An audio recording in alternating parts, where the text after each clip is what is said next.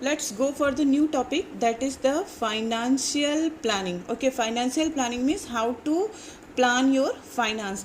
जो आप लोगों ने फंड को डिवाइड किया, जो क्या आपने फंड इकट्ठा किया, पैसे इकट्ठा किए, उसको आपने दो पार्ट में डिवाइड किया. जैसे एक आपने फिक्स एसेट्स के लिए रखा और दूसरा करंट एसेट्स के लिए रखा, या फिर आप कह सकते हैं फिक्स एसेट्स और वर्किंग कैपिटल के लिए, फिक्स कैपिटल और वर्किंग कैपिटल के लिए रखा.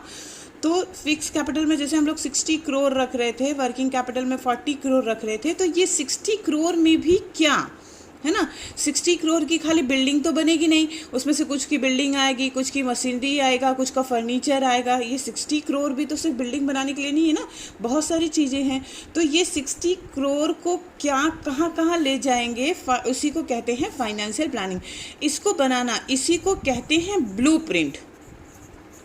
ब्लूप्रिंट का मतलब होता है पहले से ही बना लेना, खर्चों को लिख लेना कि भाई ये इतना होगा, ये इतना होगा, ये उतना होगा. तो उस हिसाब से हम फिर ये प्लान करते हैं कि अच्छा यहाँ पे 60 करोड़ की ज़रूरत पड़ेगी. ठीक है, so that is known as the financial planning. ये देख लो, financial planning means preparation of a financial blueprint.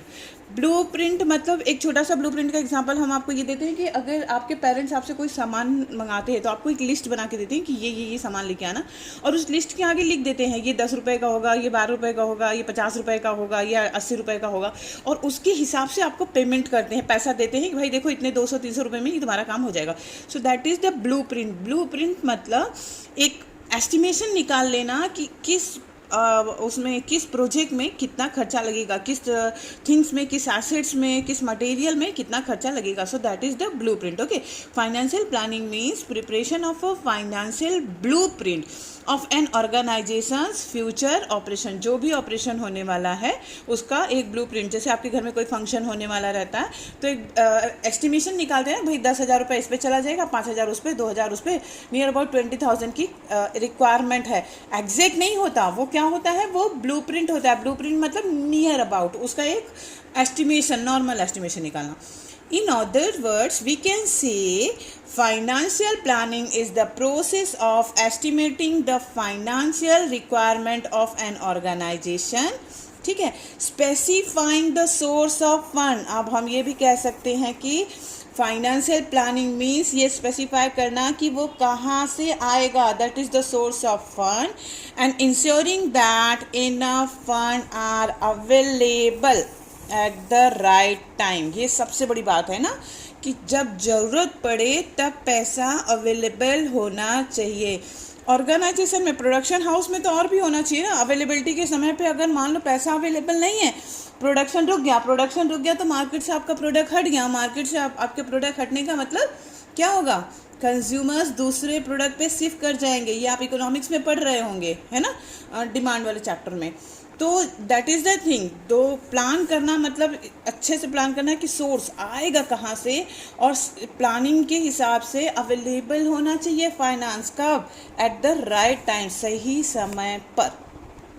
तो ये है आपका financial planning. Okay, now the objectives of financial planning. There are 2 main objectives of financial planning. 2 ही इसके object हैं, और ये बहुत ही इम्पॉर्टेंट क्वेश्चन है. इसका एग्ज़ाम में आना 99% तय होता है. हर साल का पेपर आप उठा के देख लीजिए, आपके पास होगा 10 साल का पेपर और 10 ईयर से हर साल ये क्वेश्चन आपको मिलेगा ही मिलेगा. Objectives of financial planning. There are only 2 objectives for financial planning. सिर्फ 2 ही ऑब्जेक्ट हैं. Number 1, to ensure availability of fund. Number 1, to ensure availability of fund. जितना पैसा चाहिए उसकी श्योरिटी, इंश्योर करना कि कहाँ से आएगा. और दूसरा, to see that firm does not raise resources unnecessarily. यही 2 बहुत मेन ऑब्जेक्ट है. देखा, पहला कि पैसे आएंगे कहाँ से, पहला क्या है, to ensure availability of fund, मतलब पैसा आएगा कहाँ से. और दूसरा क्या है, to see that firm does not raise resources unnecessarily. ऐसा नहीं कि फर्म को पैसे मिल रहे तो वो इकट्ठा करके रख ली, यहाँ से चाहे मतलब जहाँ से मिल रहे सब जगह से इकट्ठा कर ली. अरे अगर हमको ज़रूरत सिर्फ 5 लाख रुपए की है तो हम 50 लाख इकट्ठा करके अपने ऊपर लोन बढ़ाएंगे, है ना. अगर हमको 5 लाख की ज़रूरत है तो हम 5 लाख इकट्ठा करें, हम 50 लाख इकट्ठा करके अपने ऊपर लोन बढ़ा के क्या करेंगे? ये तो हम निगेटिव में जा रहे हैं, इंस्टेड ऑफ पॉजिटिव जाने के हम कहाँ जा रहे हैं, निगेटिव जा रहे हैं। अगर अननेसेसरली फंड आपको जैसे देखो कभी अगर किसी दोस्त से आपने नियर अबाउट 50 रुपीज़ मांगा तो ठीक, उसने दे दिया क्योंकि आपकी गुडविल है क्लास में, ठीक। तो आपको ये पता है कि अगर मैं किसी दोस्त से मांगूँ 50 रुपया तो वो मुझे मिल जाएगा, आराम से मिल जाएगा। तो क्या आप अपनी पूरी क्लास से रोज रोज रोज रोज कभी किसी से कभी किसी से कभी किसी से कभी किसी से पैसा मांगेंगे? भाई अवेलेबिलिटी तो है, मिल तो जाएगा, लेकिन क्या आप मांगेंगे? नहीं मांगेंगे ना। क्यों नहीं मांगेंगे? क्योंकि you have to pay it back, आपको उसे वापस भी देना है। तो यही है to see that the firm does not raise resources unnecessarily. Resources are available in the market, resources बहुत है मार्केट में पैसे के, लेकिन ये फर्म जो है, ये ऑब्जेक्ट है फाइनेंस का, फाइनेंशियल प्लानिंग का, कि अननेसेसरली फंड न रेज होने पाए। जैसे आप अपने हर दोस्त से 50 या 100 रुपये नहीं लेंगे जबकि अवेलेबल है, तो क्यों नहीं लेंगे? क्योंकि आपको पता है कि वो आपको रिटर्न भी करना है, ठीक है। अच्छा, आपने ये भी कर रखा है to ensure availability of fund, कि अगर कभी इमरजेंसी में पैसे की ज़रूरत पड़े तो कौन सा दोस्त है या कौन सा टीचर है जो मुझे अवेलेबल कर सकता है, जो मुझे पैसे दे सकता है। और दूसरा टू सी, ये भी ध्यान में रखना कि अननेसेसरली पैसे नहीं उठें। अगर एक बार आपने ले लिया अननेसेसरली पैसे तो फिर नेक्स्ट टाइम से आपको फंड मिलना मुश्किल हो जाएगा, इमरजेंसी में तो और नहीं मिलेगा। तो these are the 2 objects, okay. Number 1, to ensure availability of funds whenever they are required in order to honor its commitment and carry out operation as planned। उस समय अवेलेबल हो जिस समय कमिट किया गया हो कि भाई आपके ऑपरेशन में इतने पैसे मिलेंगे, जिस समय एग्जैक्ट ऑपरेशन शुरू हो और उसका जितना पैसे की रिक्वायरमेंट है उसी समय अवेलेबल कराना is the main objective of the financial planning, ठीक है।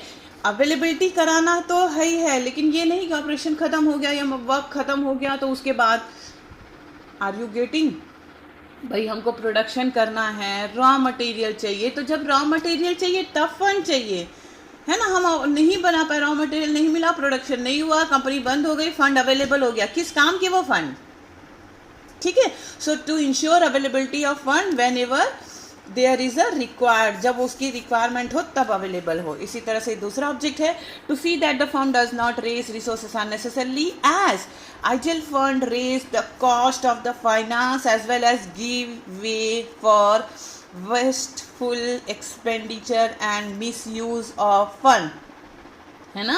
अगर unnecessarily आप पैसे उठा लोगे तो वो क्या होगा, वेस्ट होगा, ठीक है, वेस्टेज में जाएगा और मिसयूज होने लगेगा उस फंड का। अगर आप अननेसेसरली पैसे उठाएंगे तो ज़्यादा पैसा होने की वजह से वो इधर उधर खर्चा हो जाएगा और आपको फिर पेमेंट उसका करना पड़ेगा, तो वो आपके लिए बर्डन होता जाएगा। तो ये 2 ऑब्जेक्टिव, ये बहुत इंपॉर्टेंट क्वेश्चन है, इसको 2 बार 3 बार लिख के समझ के अच्छे से पढ़ लेना। गुड।